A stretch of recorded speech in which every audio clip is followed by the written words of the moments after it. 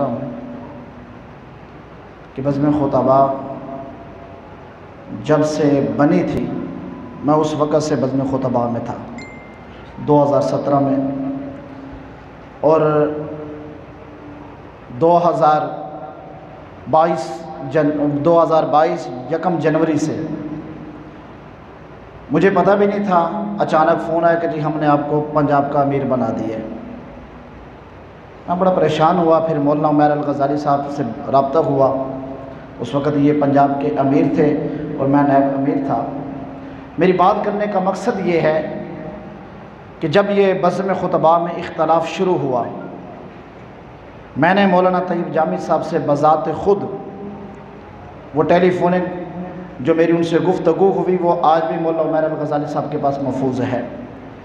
मैंने 17 मिनट मौलाना की मिन्नतें की, ऐसे मौलाना जमात को बचा लें। मैंने कहा मौलाना आप इख्तलाफात को छोड़ें, एक जगह पे बैठें, हम आने के लिए तैयार हैं।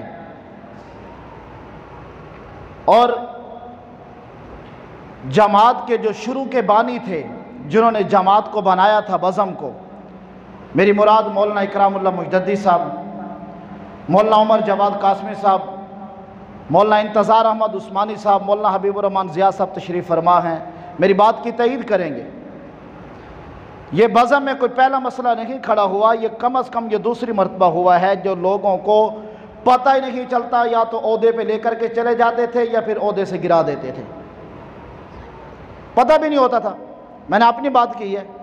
मैं लाहौर एक प्रोग्राम पे गया, वहाँ से वापसी पर आया तो मुझे नोटिस भेज दिया कि आपको पंजाब का नायब अमीर बना दिया गया है।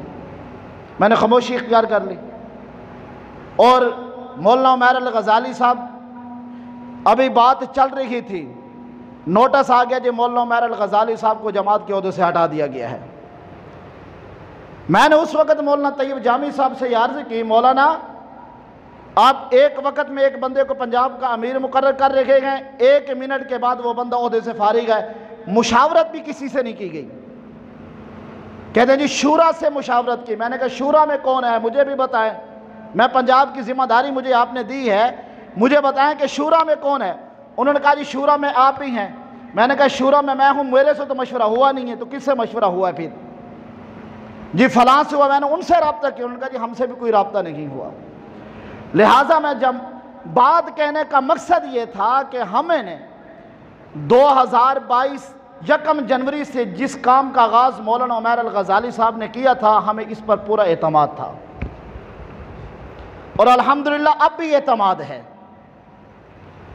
मौलाना तैयब जामी साहब अगर वापस इस काफ़िले में शामिल होना चाहते हैं, उसकी एक ही वो कोशिश है कि मैंने मौलाना से कहा था कि मौलाना आप बैठें, हम आने के लिए तैयार हैं।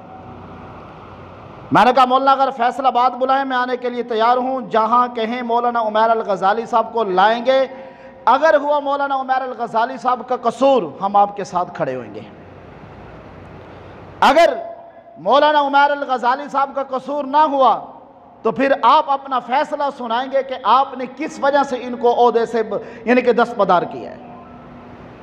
जब मैंने ये बात की, मौलाना ने मेरा भी नोटिस जारी कर दिया कि आपकी भी जमात से रुकनियत खारिज है।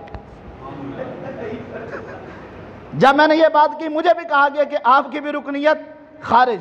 मैंने दोबारा आज तक रब्ता ही नहीं किया मौलाना तैयब जामी साहब से, मैं सही बता रहा हूँ, मैंने दोबारा रब्ता नहीं किया। और मैं करता ही क्यों कि जब मेरी रुकनियत ही ख़त्म हो गई थी वहाँ से। मैंने पूछा उनसे सवालात किए मैंने। अच्छा, मैं सारी बात ख़त्म कर रहा हूँ बात को। अच्छा, तो मुझे इस बात से कोई एतराज़ नहीं है, क्यों निकाला, कब निकाला, किस वजह से निकाला, हमें इस पर बात करनी नहीं चाहिए। मैं सिर्फ ये बताना चाहता हूँ कि हमें मौलाना उमैर अल ग़ज़ाली साहब की क़ियादत पर मुकम्मल एतमाद है। अल्लाह के घर में खड़ा हूँ, ना उनकी वो मैं तारीफ़ कर रहा हूँ, अल्लाह ने हमें ये ज़ौक़ दिया है, जो इनके साथ चलने में हमें ज़ौक़ मिला है वो शायद के कभी ना मिलता, मैं शायद यहाँ तक भी ना पहुँचता। तो भाई मेरा आखिरी बात ये है कि हम सब को अगर इस बज़म को चलाना है तो इस बज़म की क़ियादत पर एतमाद करना होगा। अगर क़ियादत पर एतमाद नहीं है तो फिर जब बज़म का कोई फ़ायदा नहीं है, फिर आप अपने घरों में बैठ जाते हैं। और जो मरकज़ी क़ियादत होती है वो उनको चाहिए कि जो सूबे की क़ियादत है या डिवीज़न की क़ियादत है या ज़िले की क़ियादत है, कम अज़ कम फ़ैसला करते हुए उन्हें से पूछ लेना चाहिए कि हम ये फ़ैसला कर रहे हैं।